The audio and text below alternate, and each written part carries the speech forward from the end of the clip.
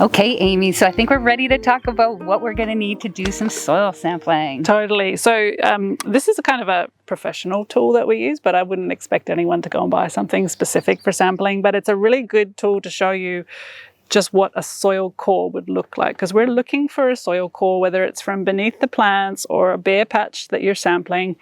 We're looking for the top 3 inches or 7.5 centimeters of soil, because that's where most of the biology is hanging out. So this is just a pretty good visual of what that core, what we want it to look like generally.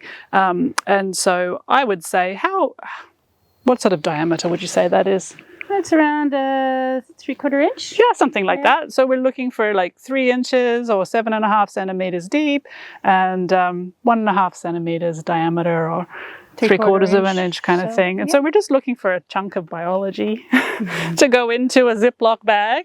And so I would suggest using something like an apple corer. Cool. Have you ever seen an apple corer like this, I haven't Andrea? seen one like that before. No, pretty sweet. This is a pretty fancy one. Pretty sweet. And you can get the ones that have the little teeth at the bottom. So some people will just have them in their drawer, and you can just like imagine just going down like that.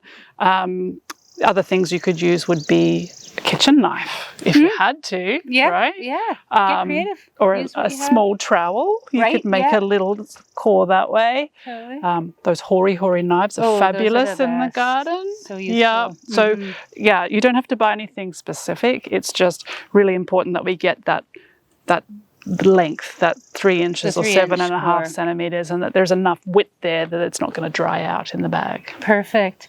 And how do we make sure there's no contamination? Well, that's a good question, because if you're touching it with your fingers, obviously you have bacteria and all sorts of things on your fingers, and that can change the biology that goes in the bag. So it's best even whatever's on the tool. Or whatever's on the tool. Many things, Excellent point. So use a clean tool and make sure it's going into a clean Ziploc bag.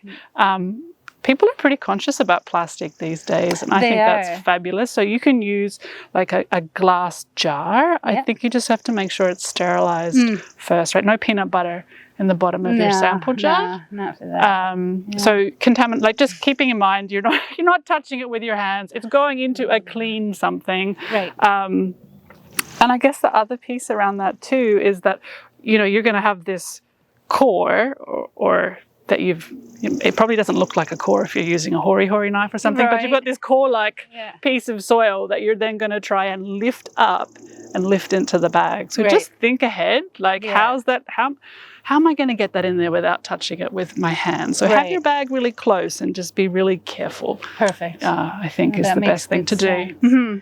And do we need anything else?